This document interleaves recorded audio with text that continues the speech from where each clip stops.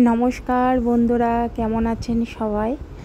আমি আজকে chilli fish কীভাবে বানিয়েছি আপনাদের সাথে শেয়ার করছি। প্রথমে মাছগুলিকে ভালো করে ধুয়ে ছোট ছোট টুকরো করে কেটে নিয়েছি। তার মধ্যে দিয়েছি লবণ, হলুদ, জিরে গুঁড়ো, লঙ্কা গুঁড়ো, তারপর ধনিয়ার গুঁড়ো দিয়ে কর্নফ্লাওয়ার দিয়ে ভালো করে মাখিয়ে গরম তেলের মধ্যে ভেজে নিয়েছি। তো তেলটা আমার গরম হয়ে গেছে, এখন মাখা মাছগুলি তেলের মধ্যে ছেড়ে দেব। তারপর এপিট ওপিট নেড়ে একটু স্টিমটা বাড়িয়ে ভালো করে ভেজে নেব মাছগুলি। মাছটা ভাজতে রেখে দিয়েছি, ততক্ষণে আমি মশলাটা তৈরি করে নিচ্ছি। প্রথম দিয়েছি কয়েক টুকরা রসুন, তার মধ্যে দিয়েছি পেঁয়াজ, তার মধ্যে দিয়েছি আদা কুচি, তারপরে দিয়েছি ধনিয়ার গুঁড়ো দিয়ে আমি ভালো করে জিরার গুঁড়োও দিয়েছি, তার ভালো করে মিক্সিতে পেস্ট করে নিয়েছি।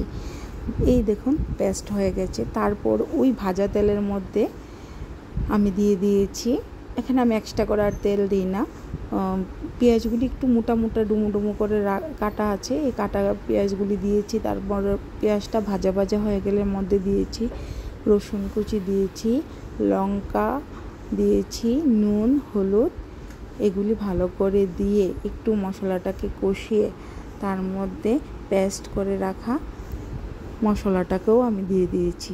দিয়ে ভালো করে নেড়ে চেড়ে একটু যখন জল ছেড়ে দেবে তখন মশলাটার মধ্যে আপনি একটু সয়া সস, একটু টমেটো কেচাপ দিয়ে ভালো করে নেড়ে চেড়ে এখানে আমি দিয়েছি টমেটো কুচি, তো টমেটো কুচিও দিয়েছি।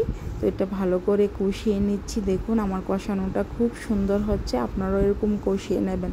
আর কষানোর সময় স্টিমটা কমিয়ে নেবেন। ভাজা মাছগুলি কষানোর পরে দিয়ে দিয়েছি ঢেলে, তারপরে একটু নেড়ে চেড়ে তারপর সামান্য বাটিটাকে ধুয়ে সামান্য জল দিয়ে দিয়েছি। জল দেওয়ার পরে আমি আবার একটু সময় রেখে দেব, 5 মিনিটের মতন রেখে দেব স্টিমটা কমিয়ে, যাতে মশলাটা মাছের সাথে মিশে যায়। তারপর আমি একটা চামচের সাহায্যে এই দেখুন একটা প্লেটের মধ্যে ঢেলে নিচ্ছি। আমার চিলি ফিশটা দুর্দান্ত লাগে খেতে, আপনারা অবশ্যই ট্রাই করবেন। আমার ঘরে ক্যাপসিকাম ছিল না, আর ক্যাপসিকাম না থাকলেও কোনো সমস্যা নেই, তাছাড়াও খুব স্বাদ হয়। আপনারা এইভাবে বানিয়ে একবার ট্রাই করবেন। আর আমি গার্নিশিংয়ের জন্য সামান্য ধনিয়া পাতা কুচি আছে না, ছড়িয়ে দিয়েছি। এটা চাইলে দিতে পারেন, নাও চাইলে দিতে পারেন। এভাবে আমার রেসিপিটা আমি তৈরি করে নিয়েছি। আপনারা অবশ্যই এরকম রেসিপি বাড়িতে বানিয়ে ট্রাই করবেন, আমাকে কমেন্ট করে জানাবেন। আমার ভিডিওটা যদি ভালো লাগে অবশ্যই লাইক, শেয়ার ও সাবস্ক্রাইব করতে ভুলবেন না। আর পাশে থাকা বেল আইকনটাকেও অন করে দেবেন, তাহলে আমার নতুন ভিডিওগুলি সবচেয়ে আগে নোটিফিকেশান আপনাদের কাছে পৌঁছে যাবে। দেখা হচ্ছে পরের নতুন কোনো ভিডিওর সাথে, ততক্ষণের জন্য আসছি। ভালো থাকবেন সবাই।